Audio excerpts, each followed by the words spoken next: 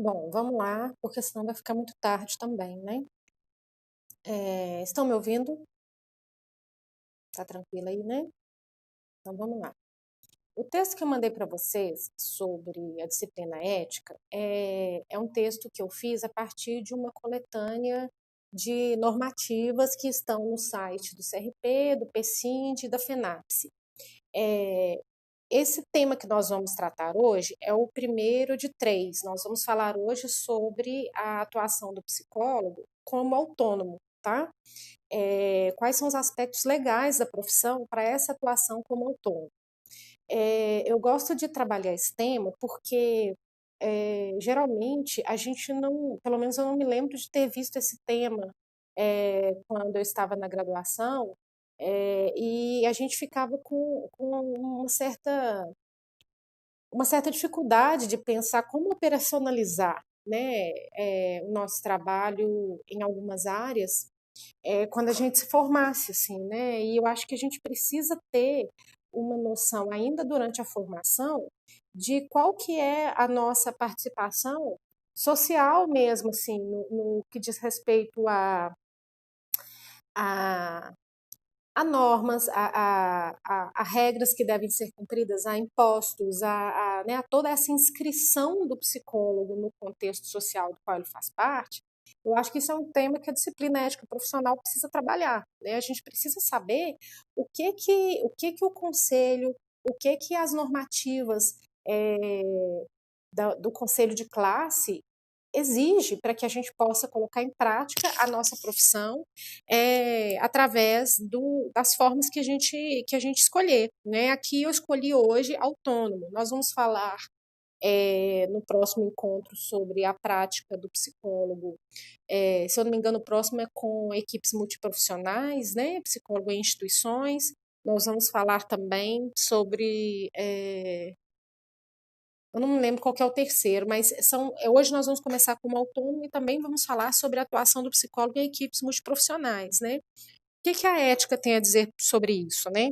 O que que o nosso código de ética profissional vai dizer que é necessário que um psicólogo esteja atento quando ele vai, por exemplo, trabalhar numa equipe, né? Sobre elaboração de documentos, compartilhamento de informações, guarda de documentos, tudo isso a gente precisa saber. Eu acho que o momento para saber isso é na faculdade, né?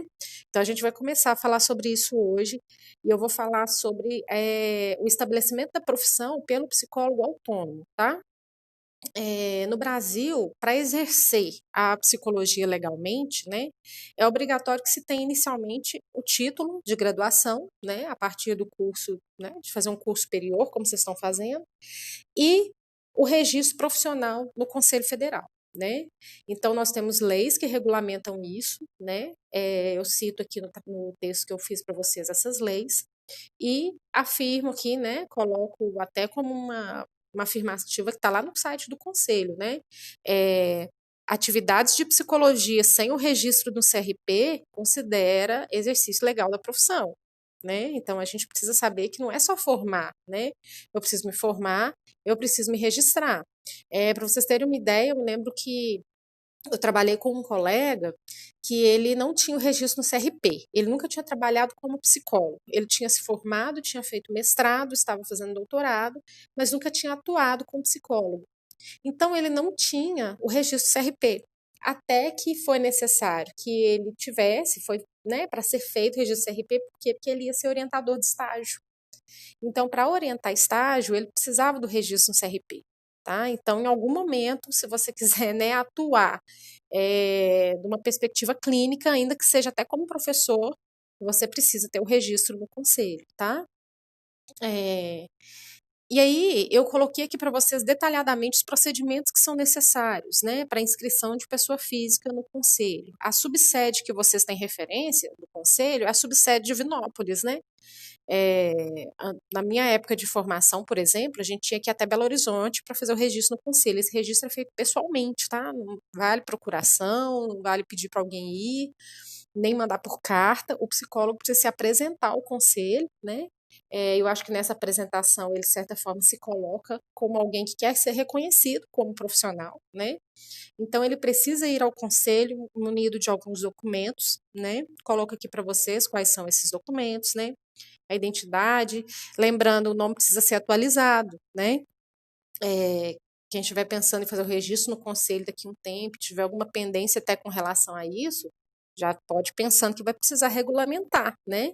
Por exemplo, quando se casa, o nome muda, o documento que você vai apresentar precisa ser um documento que tenha o seu nome novo.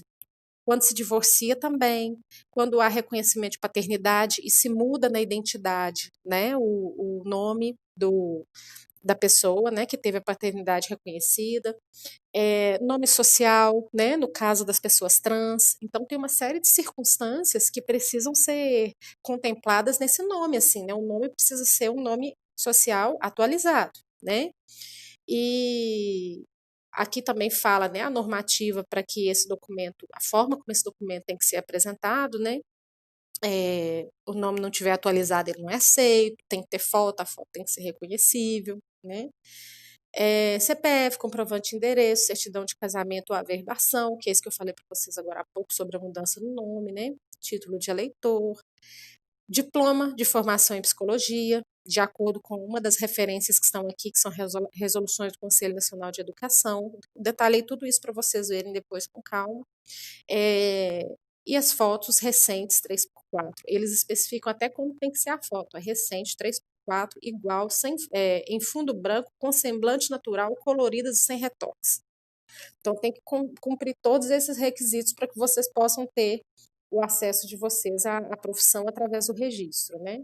Vocês entregam esses documentos, o boleto com uma taxa de inscrição, mais a anuidade do conselho proporcional à época do ano que vocês forem pedir, né, a taxa de inscrição, o registro, aí é fornecido para vocês o registro e a carteira de identidade profissional. Essa carteira tem validade temporária de 1 ano e depois vocês renovam para definitiva, tá?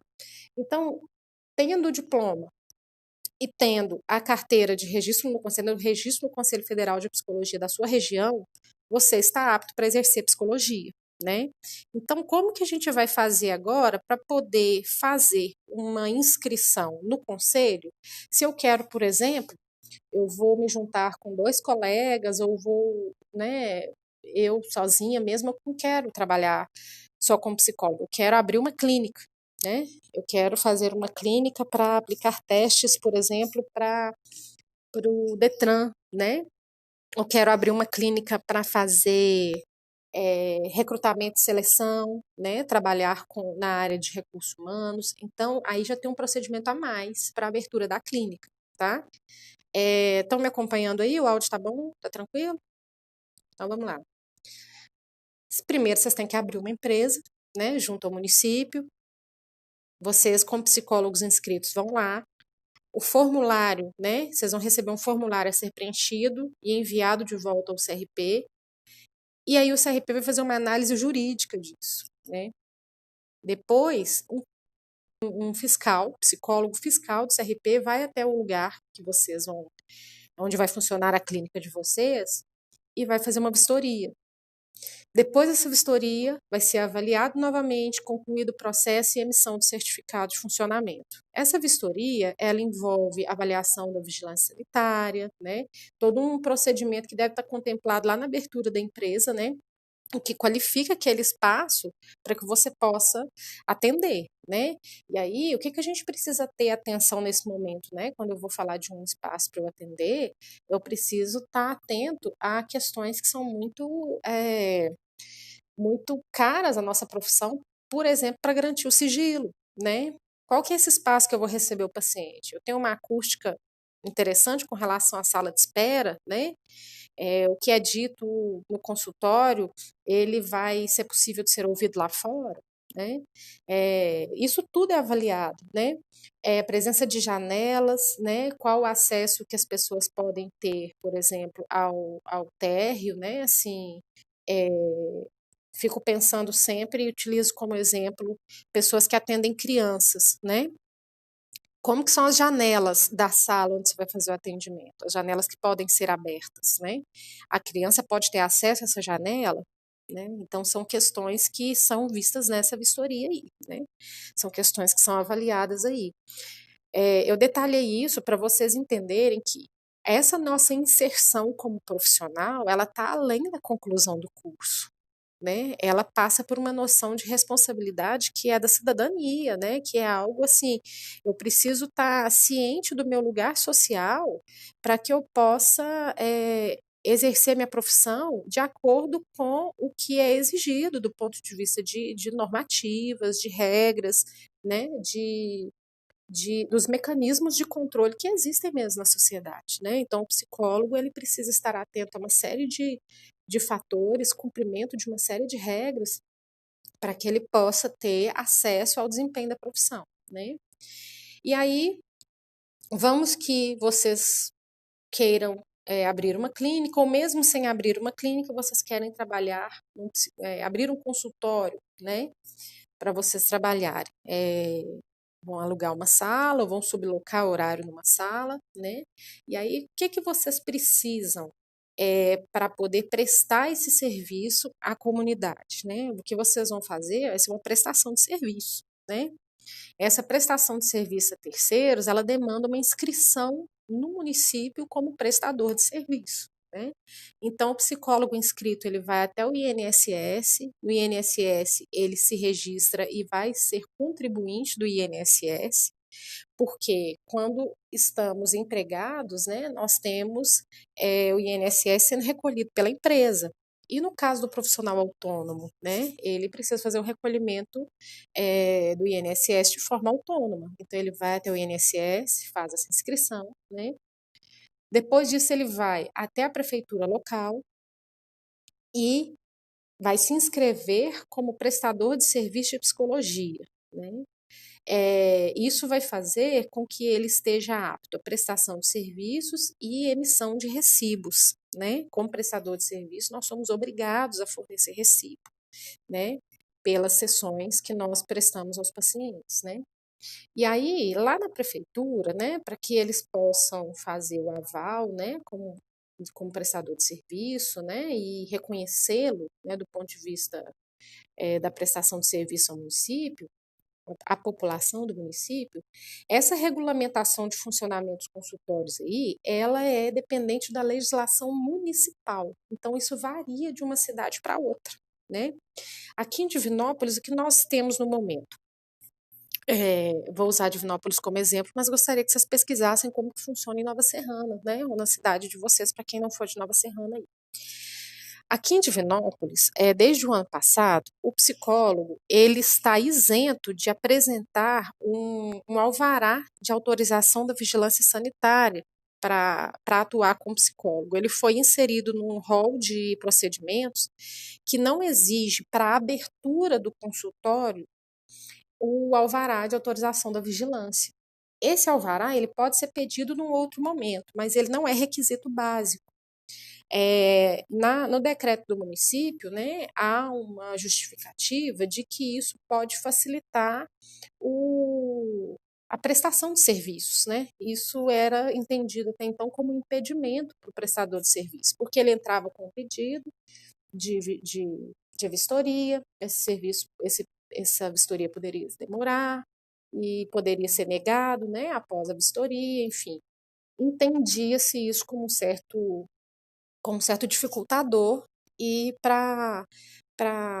de certa forma, implementar, né, para poder fazer girar a economia da cidade, houve essa mudança que isenta o psicólogo na abertura do consultório de ter obrigatoriamente o alvará da vigilância sanitária. Mas esse alvará pode ser pedido num outro momento, né? A vigilância sanitária pode comparecer ao consultório, solicitar o alvará, né? O psicólogo vai dizer que não tem, ele pode pedir, né, para que o psicólogo emita isso, tá? Então, só para a abertura é que ele não é mais exigido. Eu vou querer que vocês pesquisem para saber como é essa exigência aí em Nova Serrana, tá? Ou na cidade de vocês, na cidade que vocês querem atuar, né?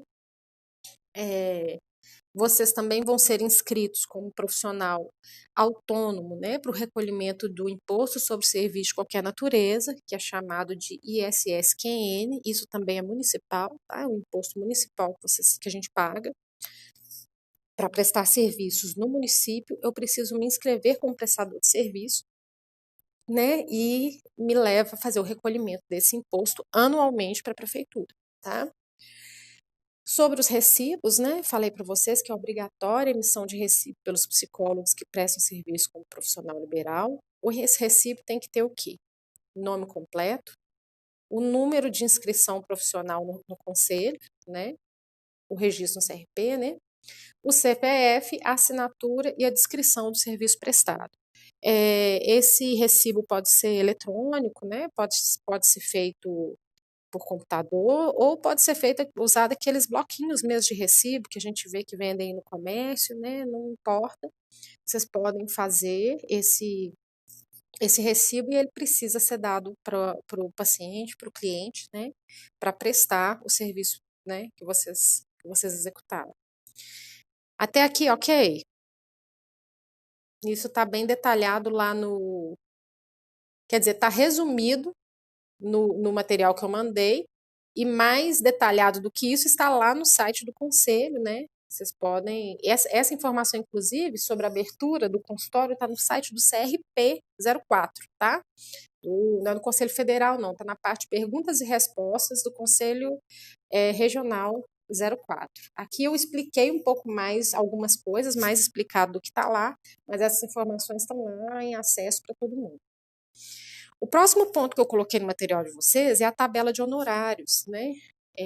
Como que é a remuneração do psicólogo autônomo, né? Isso é uma questão que também dá um amplo debate, né? Eu coloquei alguns apontamentos, mas que a gente pode debatê-los de forma mais detida quando a gente tiver um momento para isso. A tabela de honorários, gente, do psicólogo, ela é elaborada pelo DIESE, né, Departamento de Estudos Socioeconômicos, e pela Federação Nacional dos Psicólogos. Ela não é um padrão normativo. A tabela de honorários, ela é um indicativo de valor, tá? É só um indicativo, é uma base, tá? Para a atualização dos valores de honorários relativos ao serviço prestado pelos psicólogos, tá? E não tem força de lei. Então, vamos imaginar que vocês sejam contratados por uma clínica, né? E a clínica oferece a vocês uma determinada remuneração que vocês vão ver que não está de acordo com a tabela de honorários.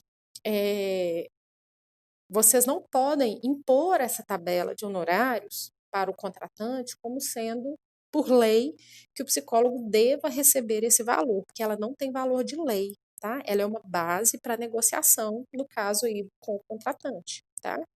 Ou, no caso, para um psicólogo autônomo, é uma base que ele pode utilizar para poder cobrar de seus pacientes, de estabelecer o preço para consulta, tá? Mas não tem valor de lei. As pessoas não são obrigadas a cobrar nem pagar o que está na tabela, tá? O piso salarial do psicólogo em Minas não é fixado, tá? A gente não tem um piso salarial fixado. Há um projeto de lei que está em andamento desde 2015 na Câmara dos Deputados, que pretende fixar o piso salarial do psicólogo em R$ 3.600.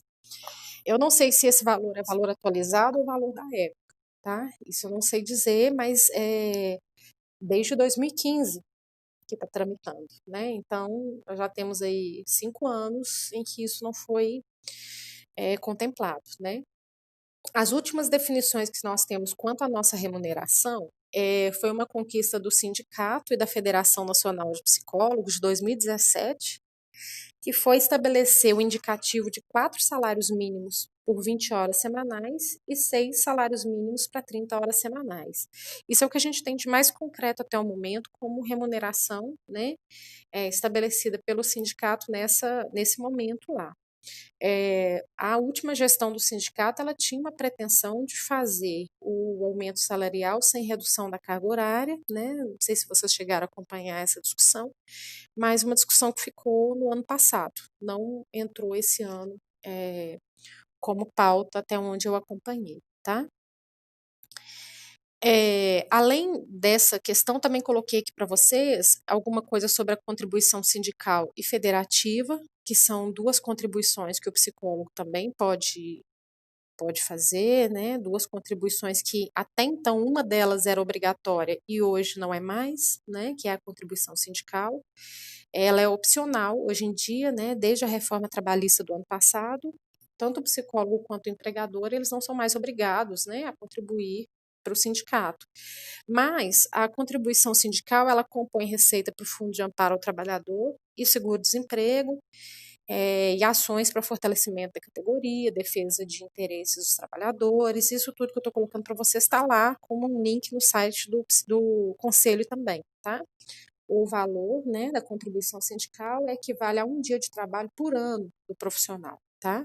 Eu tive uma colega que alguns anos atrás, na época quando a contribuição sindical ainda era obrigatória, deve ter uns 3 anos isso, ela se envolveu numa questão jurídica, né, da profissão, não me lembro qual a situação, mas foi relacionada ao atendimento de criança que ela fazia na época, ela foi convocada e teve que se haver juridicamente com algumas questões, e aí ela recorreu ao sindicato na época e foi disponibilizado para ela acompanhamento jurídico, tá? Pelo sindicato. Então, esse é um serviço prestado a partir do sindicato.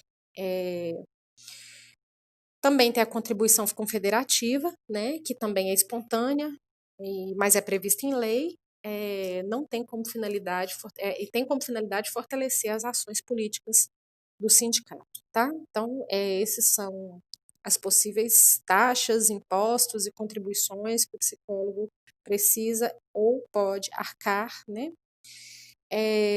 Eu coloquei até para vocês o material aqui, a tabela de referência de honorários atualizada, a última atualização até dezembro de 2017.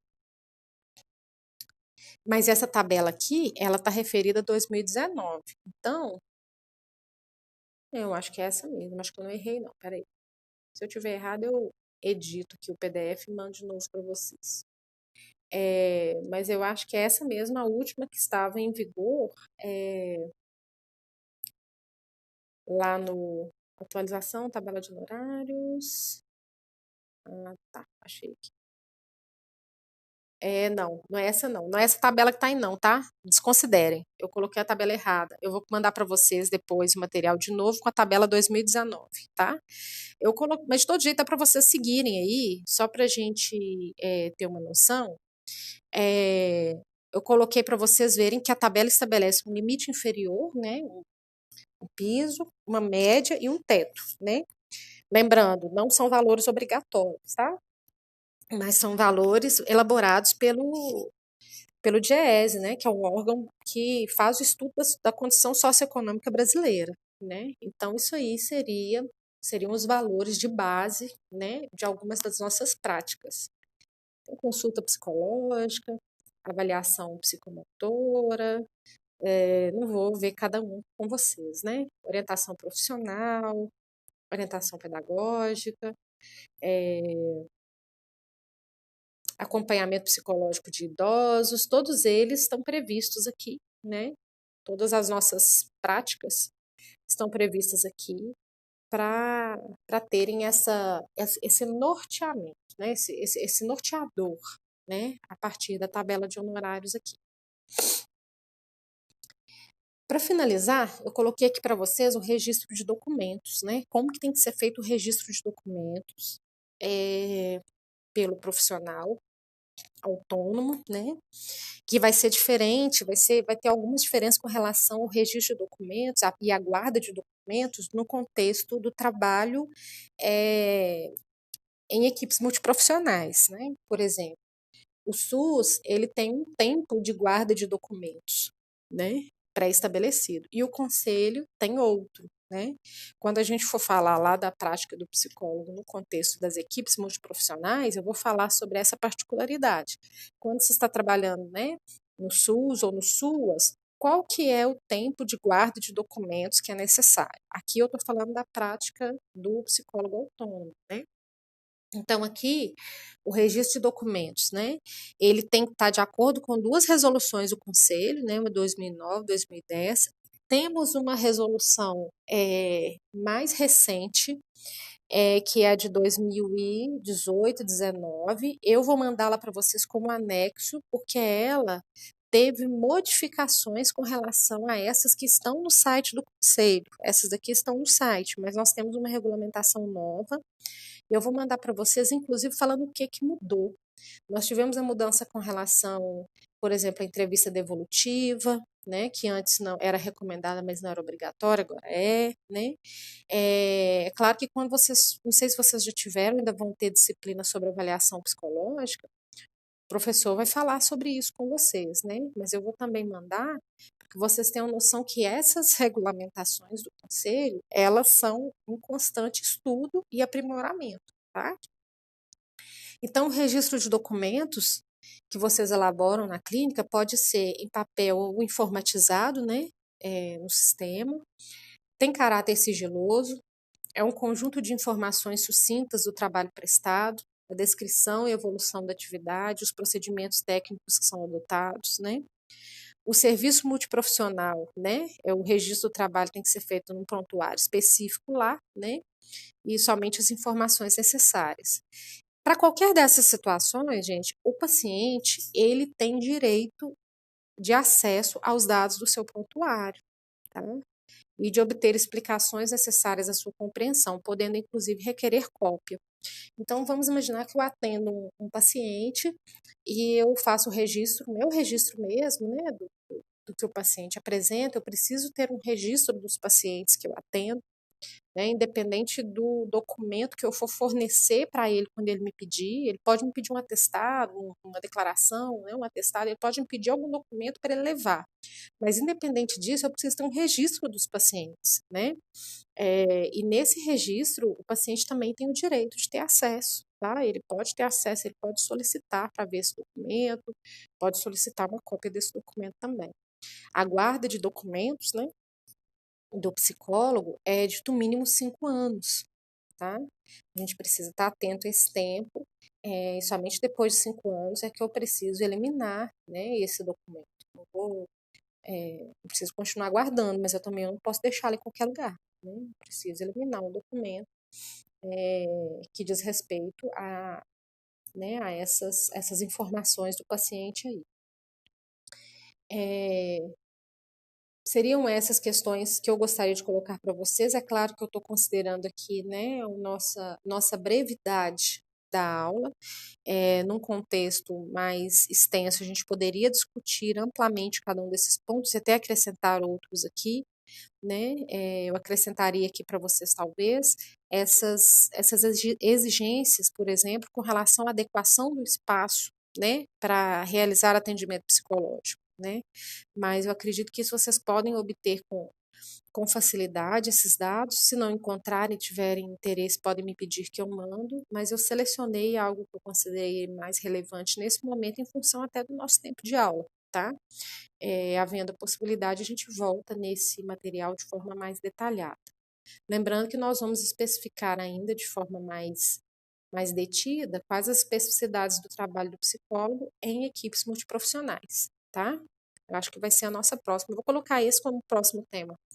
Próxima semana a gente trabalhar essa questão. Quais são os critérios, quais são os cuidados, né, que o psicólogo precisa ter com relação ao trabalho em equipes multiprofissionais. Vai ser o tema da nossa próxima aula. Alguma questão, algum ponto para ser esclarecido, algum comentário? Está aberto para vocês. Pode falar, Cleusa.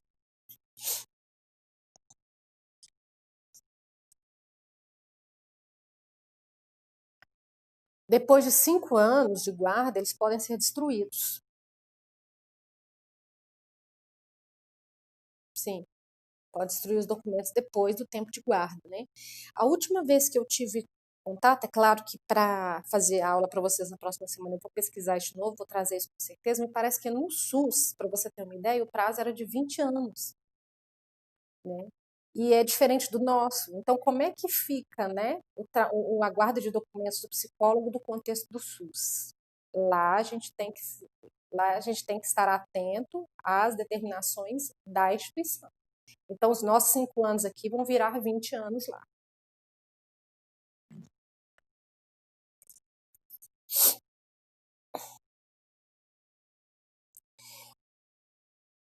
Olha, eu vou te falar uma coisa. Eu tenho todas as minhas agendas guardadas lá em casa até hoje. Eu não me desfiz de nenhuma. Não é obrigatório, né? Não é obrigatório se desfazer. Eu tenho espaço até então para guardar. Então estão guardados, né? A guarda ela é obrigatória até 5 anos, né? Então você não pode né, deixar eles se perderem antes disso. E a guarda é de responsabilidade do psicólogo, né? Eu tive uma colega que faleceu, né, há uns anos atrás, e a questão que ficou, uma colega de profissão, né, e a questão que a gente ficou foi essa, assim, como é que vai ser a guarda de documentos dela, né, que destino vai ser dado, né, e aí foi feito um trabalho junto com o conselho na época para poder ter acesso, né, a esses documentos dela e fazer, hum? Não te ouvo. Ah, sim, não é. Aí tem um processo, o conselho tem toda uma normativa que eles seguem, né? No caso de falecimento profissional, né? Isso já está previsto também pelo conselho. Essa prática é prevista pelo conselho. A previsão disso.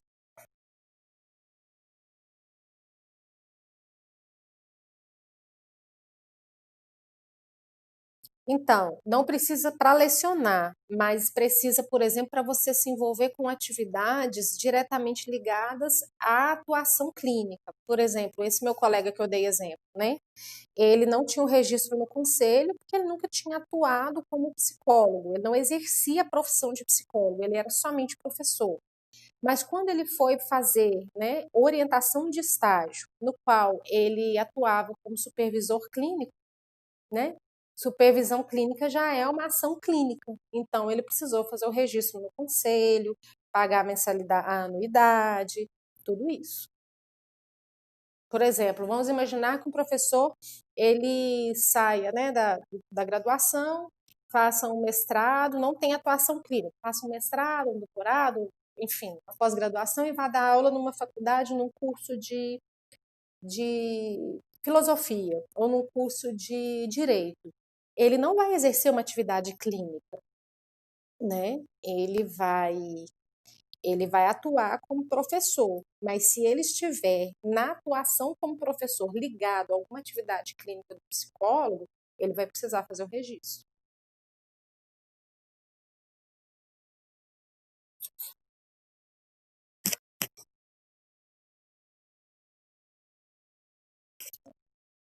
Ele pode, não, ele pode dar baixa no registro, né?